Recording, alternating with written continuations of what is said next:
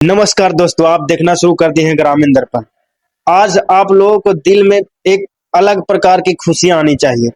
खुशियां इसलिए आनी चाहिए कि जिस प्रकार से बच्चों का भविष्य खतरे में जा रहा था, जिस प्रकार हमारे यहाँ एजुकेशन में करप्शन बढ़ते जा रहा था, उसके लेकर बच्चों ने प्रोटेस्ट शुरू किया।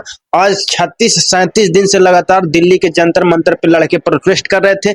बीच में सोनम वांगचुक भी ज्वाइन किए। उन्होंने करीब 24-25 दिन लगातार बिना खाए पिए रहे, मतलब हंगर स्ट्राइक पे रहे, लेकिन सरकार के कान में चू तक नहीं आवाज आने वाली थी। लेकिन कहा जाता है कि झुकती है दुनिया, झुकाने वाला चाहिए। बच्चे में जेनजी में इतना आक्रोश बढ़ते गया, लगातार आक्रोश बढ़ा। भारत के हर कोने कोने में भारत के भाई साहब टीयर गैस की व्यवस्था नहीं है, कुछ व्यवस्था आप लोग नहीं करते। वाटर कैनन का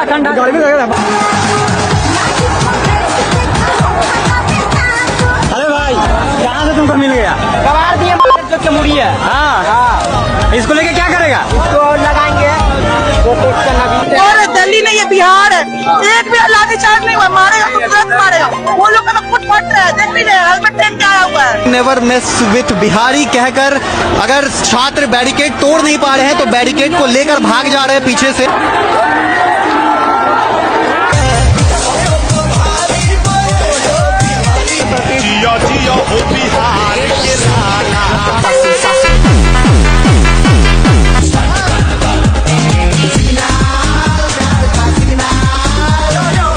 जंतर मंतर ना है बाबू, बिहार है बिहार।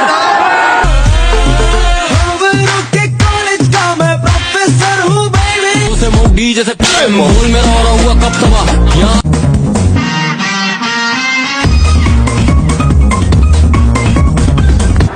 आंसू गैस फेंका था पर कभी टेस्ट नहीं किए थे कैसा होता है। जाके खुद घुस गया धुआं में और बड़ी कड़क मार लगा। 0% इथेनॉल मिलाया गया है। हर जगह से आंदोलन शुरू हुआ। दिल्ली शुरू हुआ, पटना हुआ, कोलकाता में हुआ, मुंबई हो, आंध्र प्रदेश हो, जयपुर हो, राजस्थान के हर कोने कोने से आंदोलन जब शुरू हुआ तो सरकार को भी लगने लगा कि हमारे जेनजी को अब संभालने के लिए अब कोई नहीं पैदा हो सकता है। इसीलिए जो जेनजी का जो मांग है उस पर अगर हम लोग कुछ नहीं किए तो जल्द में ही 15 अगस्त आने वाला है, उसको लेकर बहुत बड़ा आंदोलन हो सकता था। और सीजेपी के प्रोटेस्टर, सीजेपी के फाउंडर जिस प्रकार से आगाज कर दिए थे कि जल्द में ही हम फिर 2 दिन में धर्मेंद्र प्रधान को बर्खास्त नहीं किया जाता है तो फिर कॉकरोच जनता पार्टी की तरफ से एक और कॉल दिया जाएगा, नेशनल कॉल दिया जाएगा 20 जुलाई की तरह से कॉल लाएंगे, जैसे अगले प्रोटेस्ट में लाए थे 20 तारीख को, उसी प्रकार फिर लाने का प्रयास किए। और जेपी नड्डा जी के साथ में सीजेपी के प्रोटेस्टर, सीजेपी के जो फाउंडर हुए, वो जल्द में मीटिंग की और उन्होंने एक वादा कर दिया कि अगर 2 दिन के अंदर में इस धर्मेंद्र प्रधान जी का इस्तीफा नहीं होता है तो फिर हम लोग वही वाला आंदोलन करेंगे जैसे 20 तारीख को हुआ था। और ये देखकर हमारे मोदी जी को कान से पसीना बहना शुरू हो गया और इतना भयावह तरीका से डर गया हमारा सरकार कि जल्द में ही आज 2:20 में धर्मेंद्र प्रधान जी को इस्तीफा देना पड़ गया। लेकिन दोस्तों यहाँ से फिर सवाल है कि क्या जो दूसरा आएगा, कोई भी अगर शिक्षा मंत्री आएगा, क्या वह उसी प्रकार करेगा?